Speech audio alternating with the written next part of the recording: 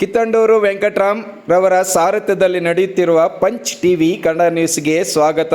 ಜಿಲ್ಲಾಡಳಿತ ಕನ್ನಡ ಮತ್ತು ಸಂಸ್ಕೃತಿ ಇಲಾಖೆ ಸಂಯುಕ್ತಾಶ್ರಯದಲ್ಲಿ ಕೋಲಾರ ನಗರದ ಟಿ ಚೆನ್ನಯ್ಯ ರಂಗಮಂದಿರದಲ್ಲಿ ನಡೆದ ಬುದ್ಧ ಜಯಂತಿ ಕಾರ್ಯಕ್ರಮದಲ್ಲಿ ಕೋಲಾರ ಡಿಸಿ ಡಾಕ್ಟರ್ ಎಂ.ಆರ್. ರವಿರವರು ಬುದ್ಧ ಮತ್ತು ಬೌದ್ಧ ಧರ್ಮದ ಮಹತ್ವದ ವಿಚಾರಗಳನ್ನು ಅವರ ಭಾಷಣದುದ್ದಕ್ಕೂ ಮಾತಿಗೂ ಬೆಳಕು ಚೆಲ್ಲಿದರು.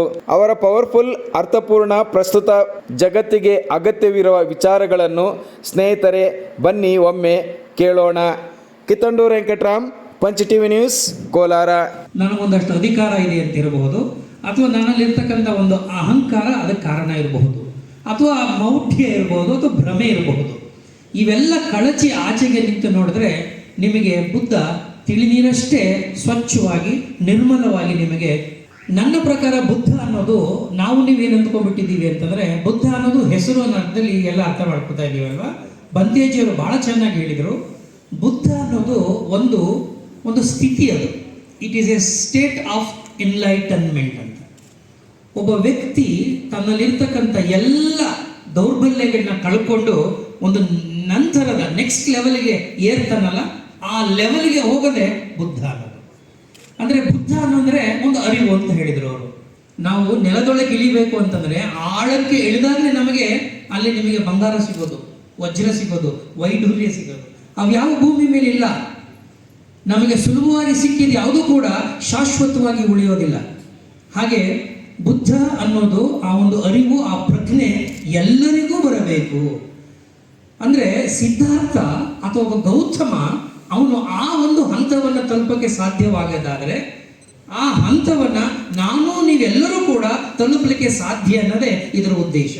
ಒಟ್ಟಿನಲ್ಲಿ ಬದುಕು ಸ್ವಚ್ಛಂದವಾಗಿ ಸುಂದರವಾಗಿ ಕಟ್ಟಿಕೊಳ್ಳುವ ಕ್ರಿಯೆ ಇದೆಯಲ್ಲ, ಇದು ಬುದ್ಧಮಯವಾದಂಥ ಒಂದು ಕ್ರಿಯೆ. ಬುದ್ಧರನ್ನ ದಿ ಲೈಟ್ ಆಫ್ ಏಷ್ಯಾ ಅಂತ ಹೇಳಿ ವಿಲ್ ಡ್ಯೂರೆಂಟ್ ಅವರು ಬರೀತಾರೆ.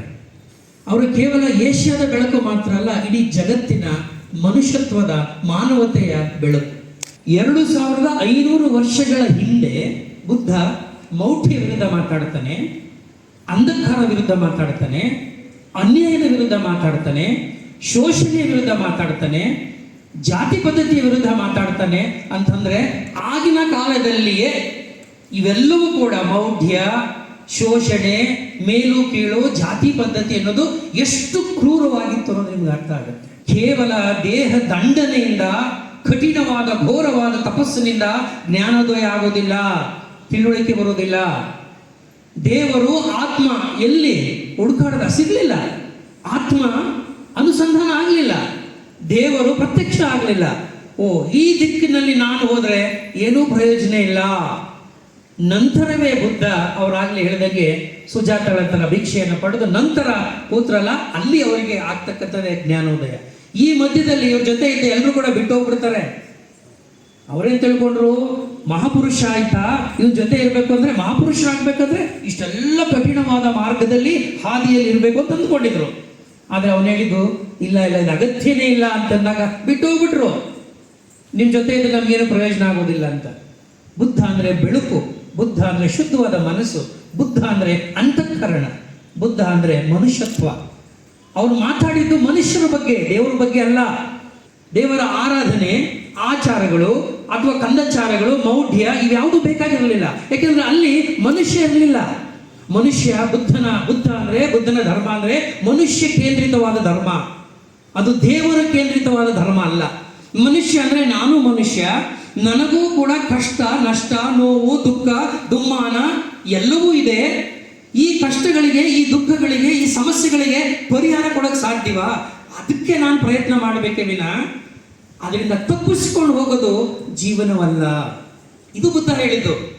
ಅವರು ನನಗೆ ಬೈದರು, ಅದು ಗಿಫ್ಟ್, ನಾನು ಇಸ್ಕೊಳ್ಳಿಲ್ಲ, ಅದೆಲ್ಲಿ ಉಳ್ಕೊಂತು, ಅವರಲ್ಲಿ ಉಳ್ಕೊಂಡ್ಬಿಟ್ಟಿದೆ.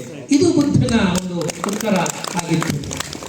ಬೇರೆಯವರು ಏನು ಹೇಳ್ತಾರೆ, ಬೇರೆಯವರು ಹೇಗಿದ್ದಾರೆ ಅಂತ ಮುಖ್ಯ ಅಲ್ಲ. ಮನುಷ್ಯನ ಸುತ್ತಮುತ್ತ ಇರುವ ಸಮಸ್ಯೆಗಳು, ದುಃಖ ಯಾಕೆ ಆಗ್ತಾ ಇದೆ ಮನುಷ್ಯನಿಗೆ? ಅತಿ ಆಸೆ. ಆಸೆ ತಪ್ಪು ಅಂತ ಹೇಳ್ತಲ್ಲ, ದುರಾಸೆ, ಲಾಲಸೆ ಅದು ಕಡಿಮೆ ಆಗಬೇಕು, ಸ್ವಚ್ಛವಾದ ಬದುಕು ಆಗಬೇಕು. ಅದಕ್ಕೆ ಅಷ್ಟಾಂಗ ಮಾರ್ಗಗಳನ್ನ ಬುದ್ಧ ಬೋಧಿಸಿದ್ದು. ಇವತ್ತಿಗೂ ಕೂಡ ಬುದ್ಧ ಯಾಕೆ ಪ್ರಸ್ತುತವಾಗ್ತಾರೆ ಅಂದ್ರೆ, ನನ್ನ ಕಷ್ಟಕ್ಕೆ ಸ್ಪಂದಿಸ್ತಾರಲ್ಲ, ನನ್ನ ದುಃಖಕ್ಕೆ ಹಾಕಿತಾರಲ್ಲ, ಆ ಕಾರಣಕ್ಕಾಗೇನೆ. ಇನ್ನೊಂದು ಬಹಳ ಮುಖ್ಯವಾಗಿ ಸರಳ ಅಂತ ಹೇಳಿದಾಗ ಈಗ ಇವರೆಲ್ಲ ಬೋಧನೆ ಮಾಡುವಾಗ ಉಪಯೋಗಿಸಿದ ಭಾಷೆ ನಿಮಗೆ ಗೊತ್ತಿಲ್ಲ, ಅದು ಪಾಳಿ ಮತ್ತು ಪ್ರಾಕೃತ ಭಾಷೆ. ಇವತ್ತು ಭಾಷೆ ಇಲ್ಲ. ಅವತ್ತೊಂದು ದಿನ ಬಹುಶಃ ಬುದ್ಧ ಸಂಸ್ಕೃತ ಭಾಷೆಯನ್ನಾರು ಬೋಧನೆ ಮಾಡಿದರೆ ಇವತ್ತು ನಮ್ಮ ಕೈಗೆ ಸಿಗ್ತಾ ಇರಲಿಲ್ಲ ಬುದ್ಧ. ಯಾಕೆಂದ್ರೆ ಸಾರ್ವಜನಿಕರು ಮಾತಾಡ್ತಾ ಇದ್ದ ಭಾಷೆ, ಹಳ್ಳಿಗರು ಸಾಮಾನ್ಯರು ಮಾತಾಡ್ತಿದ್ದ ಭಾಷೆಗೆ ಈತ ಕೆಳಗಡೆ ಬರ್ತಾರೆ, ಅವರ ಭಾಷೆಯಲ್ಲಿ ಅವರ ನೋವುಗಳಿಗೆ ಸ್ಪಂದಿಸ್ತಾರೆ. ಅದು Buddha. Believe not just because it has been told to you, or you have believed it traditionally, or your teacher has told you out of respect.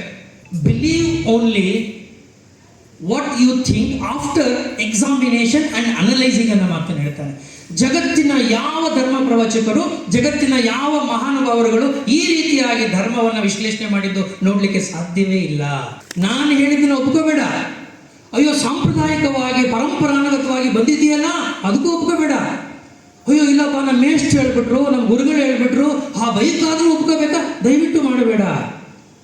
ನಿನಗೆ ಯಾವುದು ಸರಿ ಅನಿಸುತ್ತೆ, ನಿನಗೆ ಮನಸ್ಸು ಒಪ್ಪುತ್ತೆ, ಮತ್ತು ಇಡೀ ಸಮಾಜದ ಸರ್ವೇ ಜನ ಸುಖಿನೋ ಭವಂತು ಅಂತ ಹೇಳ್ತಾರ, ಎಲ್ಲರ ಹಿತ ಅದರೊಳಗಿದೆ ಅಂತ ನಿನಗೆ ಅನಿಸಿದ್ರೆ ಅದನ್ನ ಎಕ್ಸಾಮಿನ್ ಮಾಡು, ಅದು ಒಪ್ಕೋಬೇಡ. ಪರಿಶೀಲನೆ ಮಾಡು, ಆಮೇಲೆ ವಿಮರ್ಶೆ ಮಾಡು.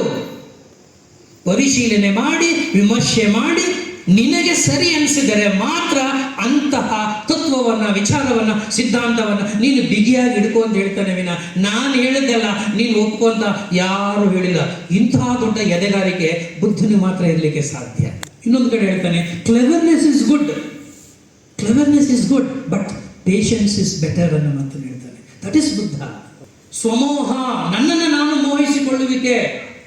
ಇವತ್ತು ಈ ಆಧುನಿಕ ಸೋಷಿಯಲ್ ಮೀಡಿಯಾದಲ್ಲಿ ಕಾಣ್ತಿರೋದೇನು ಅದನ್ನೇ. ತನ್ನ ಬಣ್ಣಿಸಬೇಡ, ಇದಿರ ಅಳಿಯಲು ಬೇಡ. ಎಷ್ಟ ಒಳ್ಳೆ ಮಾತ್ರಿ. ಅವನು ಯಾರು ಏನು ಹಂಗಿಸ್ಬೇಡ, ಇದಿರ ಅಳಿಯಲು ಬೇಡ. ಅದ್ಭುತವಾದ ಮಾತು. ಇವೆಲ್ಲವೂ ಎಲ್ಲಿಂದ ಬಂದು? ಅದೇ ಬುದ್ಧನ ತತ್ವಗಳೇ, ಅದೇ ಬುದ್ಧನ ತತ್ವಗಳು. ವ್ಯಕ್ತಿಯನ್ನು ಗೌರವಿಸು, ವ್ಯಕ್ತಿತ್ವವನ್ನು ಗೌರವಿಸು, ಸ್ವಾಭಿಮಾನ ಗೌರವಕ್ಕೆ ಬೆಲೆ ಕೊಡು. ಆ ಅಮೂಲ್ಯವಾದಂಥ ಆ ಸೃಷ್ಟಿಗೆ ನಾವೆಲ್ಲರೂ ಗೌರವ ಕೊಡಬೇಕು, ಹಂಗಿಸಬಾರ್ದು. ಈ ಜಾತಿಯವನು, ಕೆಳ ಜಾತಿಯವನು, ಅಥವಾ ಈ ಉದ್ಯೋಗ ಮಾಡ್ತಾನೆ, ಅಥವಾ ಬಡವ, ಅಥವಾ ಇನ್ನೇನೋ ಕಾರಣಕ್ಕಾಗಿ ಇದಿರ ಹಳಿಯಲು ಬೇಡ ಅಂತ ಬಸವಣ್ಣವರು ಹೇಳ್ತಾರೆ. ಅದಕ್ಕೆ ಬಸವಣ್ಣವರು ಎಲ್ಲ ಜಾತಿಯವರು ಇದೇ ಥರ ಕೂತ್ಕೊಂಡು ಅನುಭವ ಮಂಟಪ ಮಾಡ್ತಾರೆ. ಎಲ್ಲರೂ ಒಟ್ಟಿಗೆ ಕೂತ್ಕೊಂಡು ಮಾತಾಡ್ತಾರೆ. ಸಹಿಸ್ಕೊಳ್ಳೋಕ್ಕಾಗಲಿಲ್ಲ ಸಂಪ್ರದಾಯವಾದಿಗಳಿಗೆ. ಪಟ್ಟಭದ್ರಿತ ಶಕ್ತಿಗಳು ಎಲ್ಲಿ ಸಹಿಸ್ಕೋತಾರೆ? ಬುದ್ಧನಿಗೂ ಅದೇ ಮಾಡಿದ್ದು. ಯುದ್ಧ ಹೇಗೆ ಬಂತು? ನಾನು ಹೆಚ್ಚು, ನನಗೆ ಅಧಿಕಾರ ಬೇಕು, ಇವ್ರಿಗೆ ಅಧಿಕಾರ ಕೊಡಬಾರ್ದು ಅನ್ನೋ ಈರ್ಷ್ಯೆ. ಅದೇ ಇವತ್ತಿಗೂ ಮುಂದುವರಿತಾ ಇರೋದು. ಇದು ಬೇಡ ಅಂತ ನಾನು ಹೇಳಿದ್ದು. ಆದರೆ ಅದನ್ನು ಬೇಡ ಅನ್ನೋಕ್ಕೆ ಇವತ್ತು ಸಮಾಜ ಒಪ್ಪಬೇಕಲ್ಲ. ಇಡೀ ಬುದ್ಧ ತತ್ವ ನಿಂತಿರೋದು ಒಂದೇ ಆಧಾರ ಏನಪ್ಪ ಅಂದರೆ, ಅಲ್ಲಿ be good and do good ಅಷ್ಟೇ. ಒಳ್ಳೆಯವರಾಗಿರಿ, ಒಳ್ಳೇದು ಮಾಡಿ, ಅದು ಬಿಟ್ಟು ಇನ್ನೇನೂ ಇಲ್ಲ. ಒಳ್ಳೆಯದಾಗಕ್ಕೆ ಏನು ಕಷ್ಟ ನಮ್ಗೆ ಹೇಳಿಯಪ್ಪ. ಬುದ್ಧ ಪೌರ್ಣಿಮೆಯ ಈ ದಿನ ನಾವೆಲ್ಲರೂ ಒಂದು ಸ್ವಲ್ಪ ಆತ್ಮ ವಿಮರ್ಶೆಯನ್ನು ಮಾಡ್ಕೊಳ್ಳೋಣ. ಅದೇ ನಮ್ಮ ಪಿಚ್ಚೇಳಿಯವರು ಹೇಳು, ಆತ್ಮಶೋಧಕರಾಗಿ ಬೆಳಕಿಗೆ ಬೆಳಕಾಗಬೇಕು ಅಂದರೆ ಬೆಳಕಿನಲ್ಲಿ ಲೀನವಾಗಬೇಕು ನಾವೆಲ್ಲರೂ. ಆ ಬೆಳಕಿದೆಯಲ್ಲ ಅದು ಜಗತ್ತಿಗೆ ಬೆಳಕದು. ಆ ಜಗತ್ತಿನ ಬೆಳಕಿನಲ್ಲಿ ನಾವೆಲ್ಲರೂ ಸೇರ್ಕೋಬೇಕು. ನಾವು ನಮ್ಮನೇಲಿದ್ರೆ ಒಂದು ಸಣ್ಣ ಪುಟ್ಟ ಬೆಳಕಾಗಿದ್ರೆ ನಮ್ಮ ಮನೆ ಎಲ್ಲೂ ಕೂಡ ಪ್ರಕಾಶಮಾನವಾಗುತ್ತೆ. ನಮ್ಮ ಮನಸ್ಸು ಶುದ್ಧವಾಗಿ, ನಮ್ಮ ಮನಸ್ಸಿನ ಒಳಗಡೆ ಬೆಳಕು ಪ್ರವೇಶ ಮಾಡ್ತಿದ್ದಂಗೆ ಆಟೋಮ್ಯಾಟಿಕ್ ಆಗಿ ನಿಮಗೆ ಸಮಾಜ ಮತ್ತು ಜೀವನ ನೋಡೋ ದೃಷ್ಟಿಕೋನವೇ ಬದಲಾಗುತ್ತೆ. ಮಾರ್ಗದರ್ಶನ ಅಷ್ಟೇ, ನಿಮಗೆ ಗೈಡ್ ಮಾಡ್ತಾರೆ. ತೀರ್ಮಾನ ನಿಮ್ಮದು, ತೀರ್ಮಾನ ನಂದಲ್ಲ, ಬುದ್ಧನ ತೀರ್ಮಾನ ಅಲ್ಲ. ನೋಡಪ್ಪ, ಇದು ನಾನು ಕಳಿಸ್ತಾ ಇದ್ದೀನಿ, ನಿನಗೆ ಒಪ್ಪಿಗೆ ಆದರೆ ಒಪ್ಕೊಳಪ್ಪ, ಇಲ್ಲ ಅಂದರೆ ನನ್ನೇನು ಆಕ್ಷೇಪಣೆ ಇಲ್ಲ. ಇದು ಬುದ್ಧ. ಯಾವ ಧರ್ಮವೂ ಈ ಮಟ್ಟಿಗೆ ಲಿಬರ್ಟಿ ಕೊಟ್ಟಿದೆ ಅಂತ ನನಗೆ ಅನಿಸೋದಿಲ್ಲ, ಈ ಸ್ವಾತಂತ್ರ್ಯ ಕೊಟ್ಟಿದೆ ಅಂತ ನನಗೆ ಅನಿಸೋದಿಲ್ಲ. ಆ ಕಾರಣಕ್ಕಾಗಿ ಇದು ವೈಚಾರಿಕವೂ ಹೌದು, ಇದು ಅತ್ಯಂತ ಪ್ರಸ್ತುತವೂ ಹೌದು, ವೈಜ್ಞಾನಿಕವಾದಂಥ ನೆಲೆಗಟ್ಟಿನಲ್ಲಿ ನಿಂತಿರ್ತಕ್ಕಂಥ ಮಾನವತಾವಾದಿಯ ಆಧಾರದ ಮೇಲೆ ನಿಂತಿರ್ತಕ್ಕಂಥ ಒಂದು ಸಂದೇಶಗಳು ಅಂತ ಹೇಳಲಿಕ್ಕೆ ನಾನು ಬಯಸ್ತಾ ನಾನು 2 ಮಾತುಗಳನ್ನು ಮುಗಿಸ್ತೀನಿ. ನಮಸ್ಕಾರ.